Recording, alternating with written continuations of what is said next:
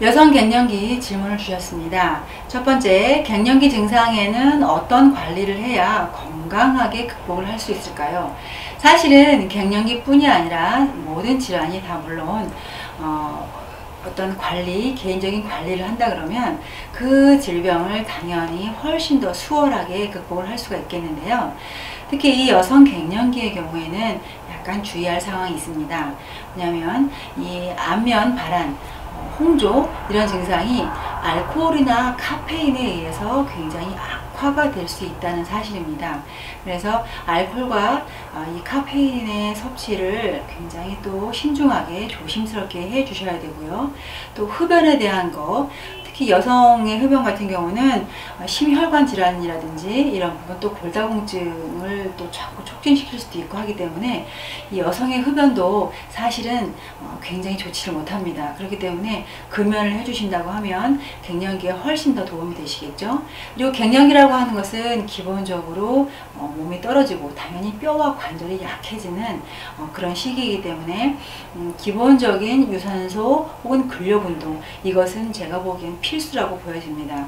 그래서 운동을 통해서 운동을 하게 되면 당연히 장부의 기능도 도움을 받을 수가 있기 때문에 가벼운 산책 내지는 적당한 근력 운동을 함께 더해 주셔야지만 당연히 이 갱년기를 넘어가실 수가 있습니다. 그래서 운동요법과 식이요법, 특히 식이요법 같은 경우는 어떤 갱년기에 대해서는 당연히 순환장애라든지 따라오실 수가 있어서 순환을 방해하는 여러가지 심하게 기름기가 많이 낀 음식들, 이런 것은 섭취하면 하실수록 몸의 순환을 방해를 합니다. 가뜩이나 순환장애가 온 상태에서 몸이 허약해지면 촉발되는 것이 이 갱년기인데, 그것을 좀 더 안 좋게 할 수 있기 때문에 식이요법으로는 심하게 기름기가 많은 것들, 이런 것들은 피해 주셔야 되고요.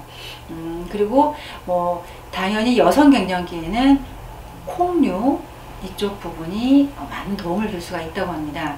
그래서 콩으로 만든 두유라든지 아니면 두부라든지 이런 부분의 섭취를 늘려나가는 것이 가장 또 중요하시겠고요.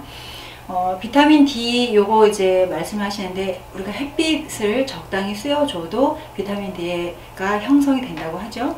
그렇기 때문에 너무 실내에만 있지 마시고 또 바깥 외출도 하셔서 그런 부분을 신경을 써 주신다고 하면 아마 갱년기를 수월하게 또 지내실 수 있는 중요한 팁이 되지 않을까 생각을 합니다.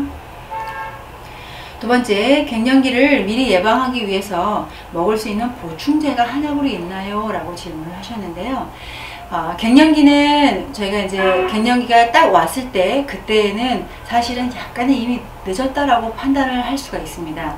그 전까지 별 증상이 없더라도 몸 상태가 좋지 못하신 분들은 갱년기에 이르러서 증상이 확 도출되는 그런 특성이 있습니다. 그래서 갱년기라고 했을 때는 우리가 그동안 건강관리를 어떻게 했나 하는 그런 성적표, 지표가 될 수가 있죠.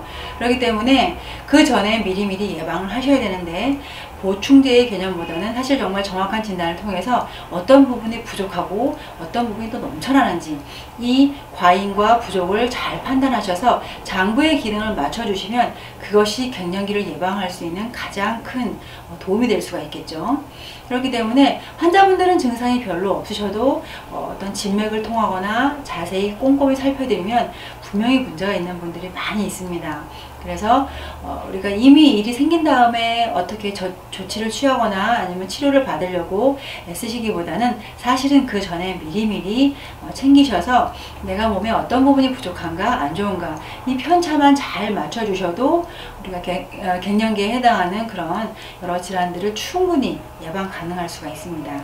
그래서 미리미리 점검을 하시자라고 하는 말씀을 제가 드리겠습니다. 세 번째, 아직 생리를 하는데도 갱년기 증상이 올 수가 있나요? 라고 하셨는데요. 갱년기라고 하는 것은 말 그대로 폐경 이행기라고 해서 완전히 생리가 끊어지지 않았는데 왔다 갔다 하는 그 전부터 해서 생리가 끊어지기 한 끊어지고 한 1년 정도까지 우리가 이런 갱년기라고 보는데요. 이것은 생리가 굳이 끊어지지 않더라도 약간의 그 변화, 조짐이 조금 보일지라도 갱년기 증상이 당연히 보여질 수가 있습니다. 왜냐하면 한꺼번에 뚝 떨어지는 것이 아니라 여성 호르몬이 점차로 감소하기 때문에 굳이 폐경은 아닐지라도 호르몬이 감소하는 그런 증상, 그래서 어떤 땀이 난다든지 얼굴에 홍조를 띈다든지 다 여러 가지 뭐 통증이 온다든지 이런 증상이 점점 이렇게 심해질 수가 있습니다. 그래서 내가 지금 생리를 하기 때문에 갱년기는 아닌데 라고 생각하지 마시고요.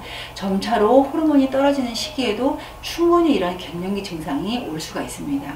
그리고 오히려 현재는 생리를 전혀 문제가 없게 하고 그리고 나이도 아직 젊은데 라고 말씀하시는 분들이 의외로 많은데요. 최근에는 스트레스가 많아서 그런지 폐경 이행기, 즉 갱년기에 해당하는 여성들의 연령이 점차로 낮아지고 있는 그런 추세입니다.